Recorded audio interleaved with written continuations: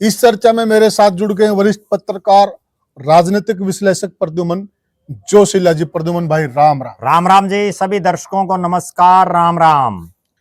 राजनीति की दुनिया की बात करें तो साथियों, दिल्ली चुनाव में जो लोग कुछ समय पहले डंके की चोट पर यह कह रहे थे कि वहां केजरीवाल को कोई हरा नहीं सकता, परंतु आज के ताजा हालात ये हो गए हैं कि खुद केजरीवाल को भी पसीना आ गया है और जो कालका जी की सीट है जहां पे वर्तमान मुख्यमंत्री चुनाव लड़ रही है, उनको भी वहां पर पसीना आ गया है। और राजनीतिक पंडित तो यहां तक कयास लगा रहे हैं कि कहीं दिल्ली में उल्टफेर ना हो जाए।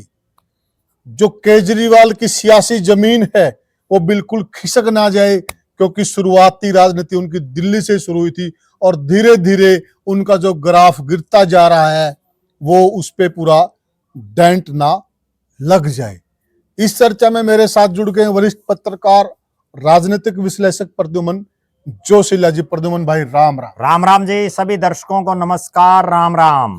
प्रद्युमन भाई, जो चुनाव का समय नजदीक लग रहा दिल्ली के अंदर, जी धीरे धीरे वहां का मामला फंसता हुआ नजर आ रहा है और अब तो यहां तक खबरें प्राप्त हो रही हैं कि पूर्व मुख्यमंत्री और वर्तमान मुख्यमंत्री जी दोनों ही फंसते हुए नजर आ रहे हैं। क्या कहेंगे?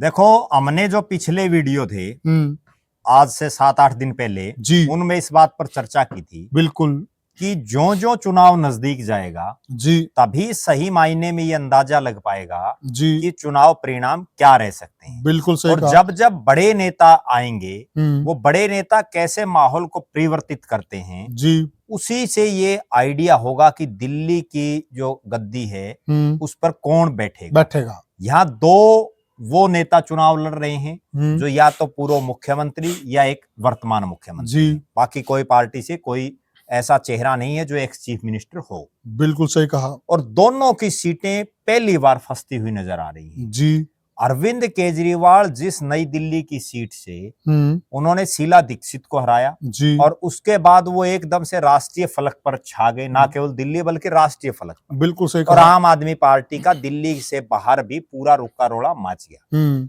लेकिन इस बार जिस तरह से दिल्ली की सीट पर दोनों पार्टियों ने, कांग्रेस और भारतीय जनता पार्टी, दोनों ने बड़े चेहरों को चुनावी मैदान में उतारा जी। चाहे वो प्रवेश वर्मा हो जिनके पिता साहिब सिंह वर्मा प्रदेश के मुख्यमंत्री रहे जी, जाट समाज से आते हैं, बिल्कुल, और चाहे वो शीला दीक्षित के बेटे संदीप दीक्षित हो जो कांग्रेस के बड़े नेता हैं। बिल्कुल सही कहा। दोनों के चुनाव मैदान में उतरने के बाद जो जो चुनाव प्रचार चल रहा है जी, अरविंद केजरीवाल को पसीना आना शुरू हो गया है। और जिस सीट को वो सबसे सेफ समझ रहे थे जी, वहां पर भी आम आदमी पार्टी मात खा सकती, कोई बड़ी बात नहीं। अगले जो 2-4-5 दिन हैं उनमें चुनाव अभी और पलटेगा। दूसरी जो सीट है कालका जी, जहां ऐसा माना जा रहा था कि आतिशी को, क्योंकि किसी ने कल्पना भी नहीं की थी जब आतिशी को वहां से एमएलए बना के मुख्यमंत्री बनेगी, क्योंकि सबको ये था भाई अरविंद केजरीवाल हैं ऑल ओवर। लेकिन हालात ऐसे बने कि उनको जेल में जाना पड़ा, जो शराब का मामला था।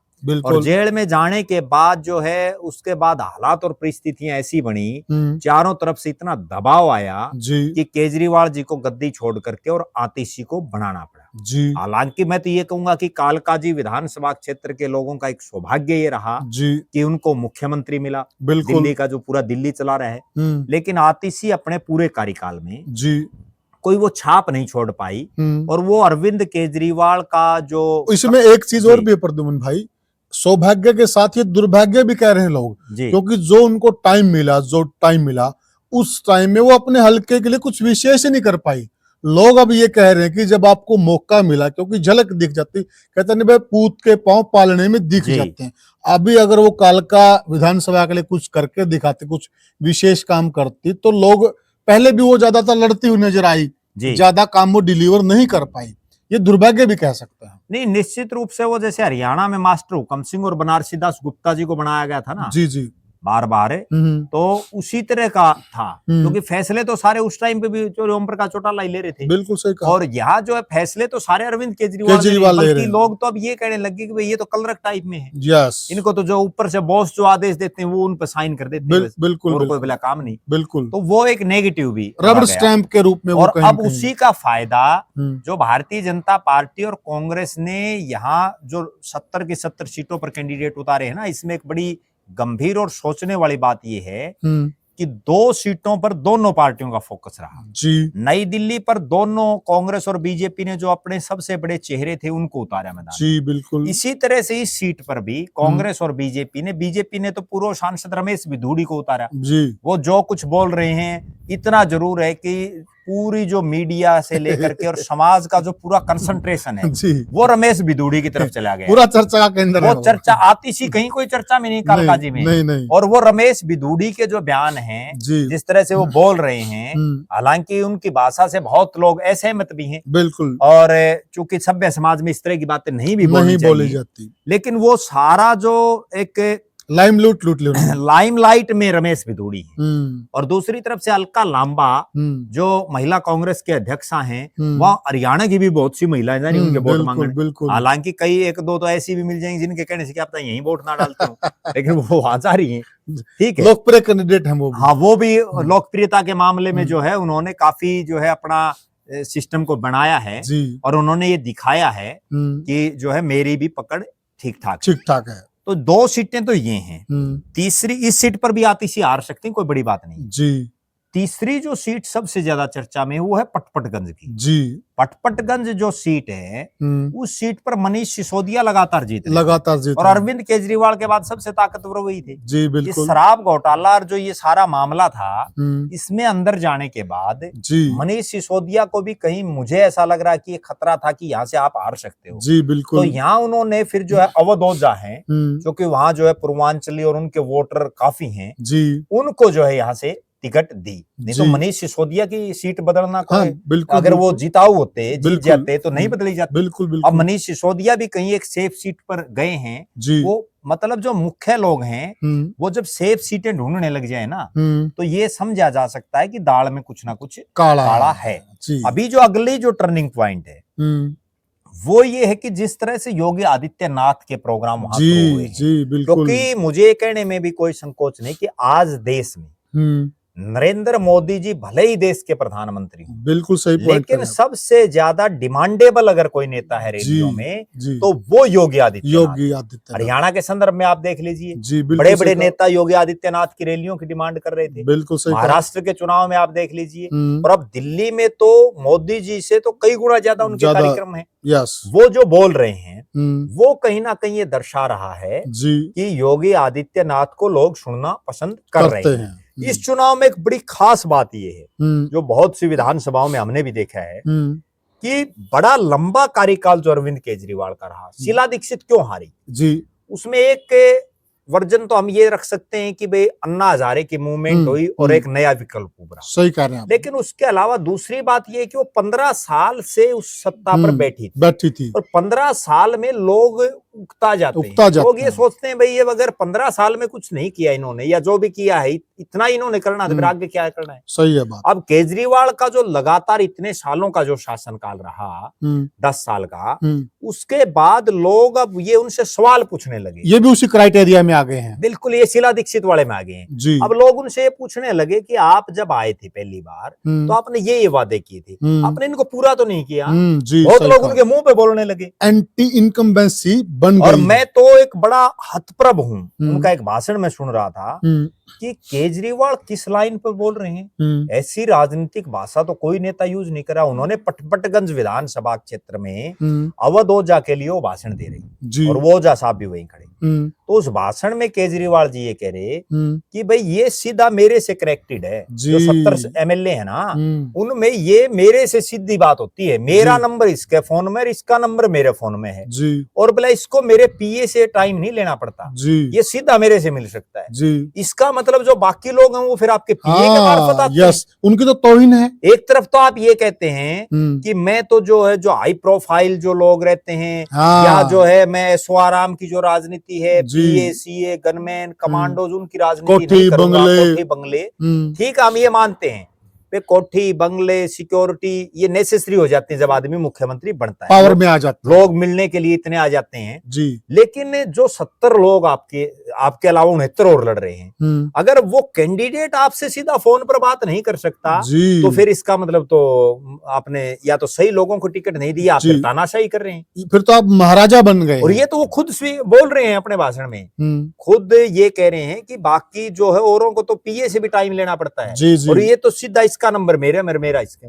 जी बताओ इसका मतलब फिर आप जिस राजनीति को बदलने आए थे जी आप तो फिर उसी में आप तो उससे भी बदतर हालात में पहुंचा दिया। और प्रद्युम्न भाई जो बाकी जो लोग हैं वो तो अपने आप को ठगा हुआ महसूस करेंगे और लोग जब वो अपनी विधानसभा में वोट मांगने जाएंगे उस मामले को उठाकर उनसे प्रश्न भी पूछेंगे, लोग पूछेंगे आप तो टच में ही नहीं हो मुख्यमंत्री का डायरेक्ट। बिल्कुल, आज की राजनीति क्या होगी, आज तो लोग इतने ज्यादा एक्टिव हो गए कि आम लोग भी सीधा जैसे अब हरियाणा से हम देखें जी चोरी भूपेंद्र सिंह हुड्डा का नंबर पता नहीं कितने लोगों के पास, यस, ओम प्रकाश चौटाला का नंबर पता नहीं कितने लोगों के पास, बिल्कुल सही, नायब सिंह सैनी का नंबर भी पता नहीं कितने लोगों के पास है, बिल्कुल। तो अगर वो केजरीवाल जी ये कह रहे हैं तो इसका मतलब ये है कि उनका तो फिर नंबर सीमित लोगों के पास मिलेगा, यस, या उनका जो पुराना नंबर वो उन्होंने बंद कर लिया, बिल्कुल नया नंबर ले रखे और वो बहुत कम लोगों के पास है, जी जी। तो ये वो दर्शा रहा है कि जिस राजनीति को आप बदलने चले थे जी आप तो खुद बदल गए, और खुद बदले नहीं बड़े भयंकर तरीके से बदल गए। अब जनता भी ये सोच रही है, जनता पहली बार में दिल्ली खुद जो कहते हैं कुर्सी में कोई खराबी है, मतलब सच है वो, बिल्कुल। मैं पहली बार दिल्ली में एक ऐसा माहौल देख रहा हूँ, वरना तो लगातार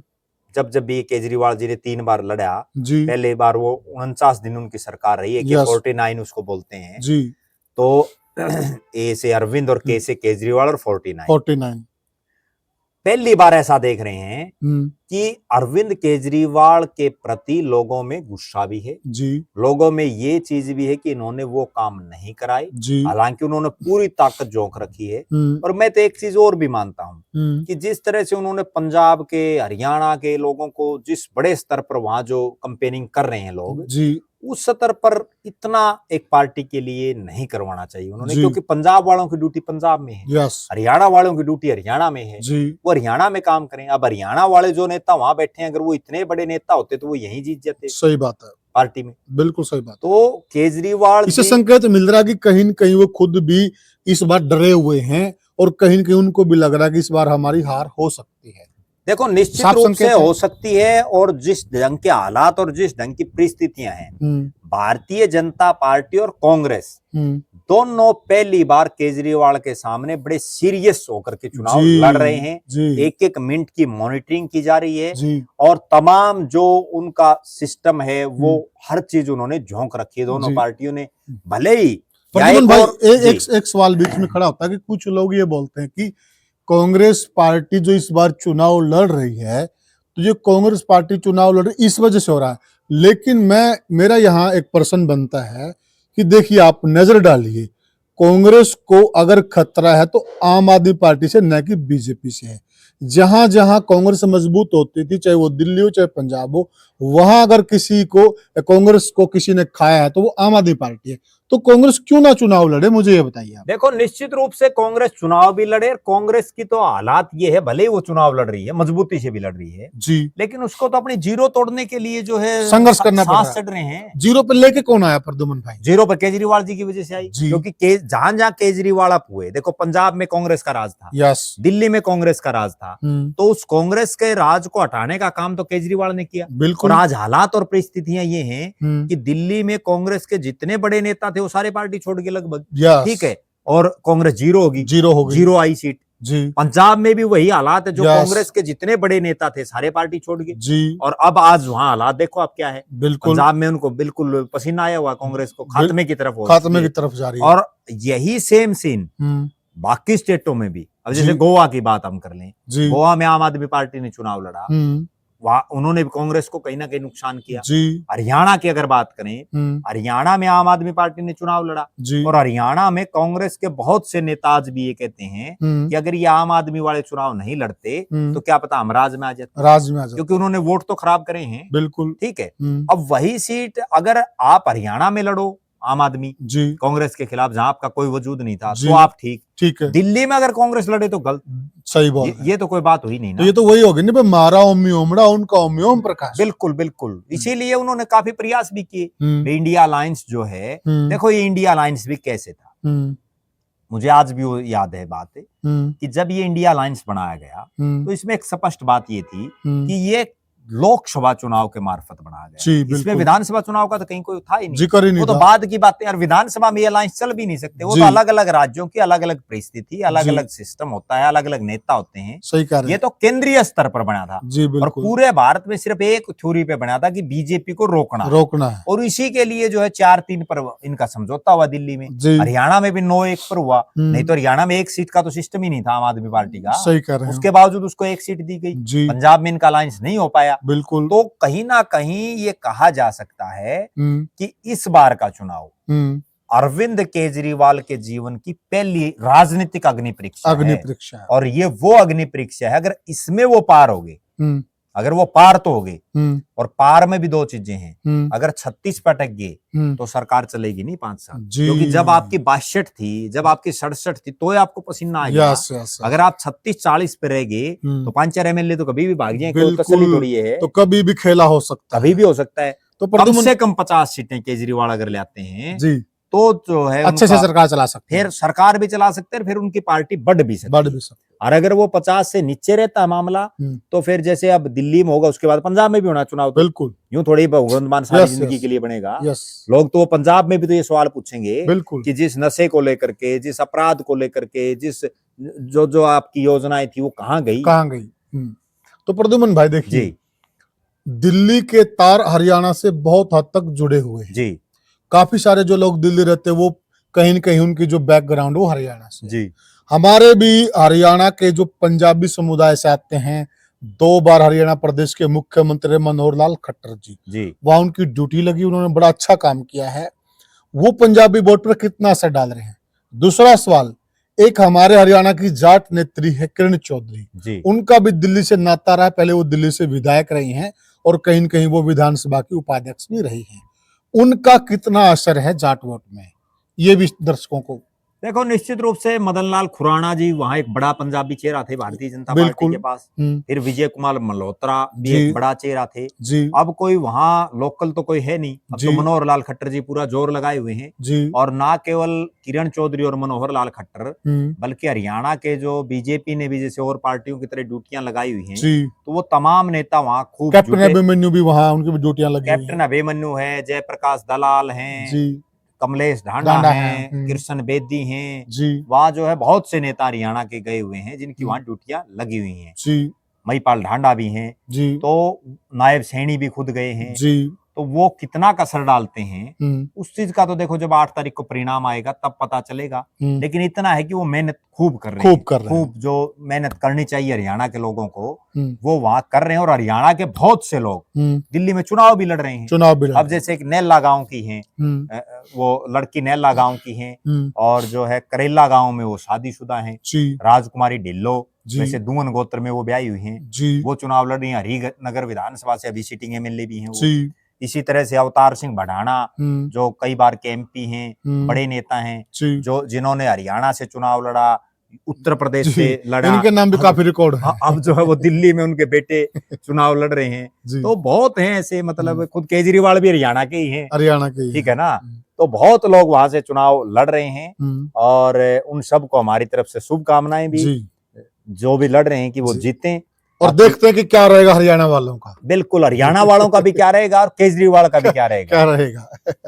तो साथियों, ये हमने चर्चा की दिल्ली के चुनाव को लेकर, और दिल्ली से जिस प्रकार के समाचार हमें प्राप्त हो रहे हैं, वहां से साफ साफ पता चल रहा है कि इस बार का चुनाव बड़ा टफ है। और केजरीवाल भी समझ नहीं पा रहे कि कौन सा दांव चला जाए, क्योंकि बीजेपी जब धोबी पछाड़ लगाती है तो केजरीवाल को पसीना आ जाता है।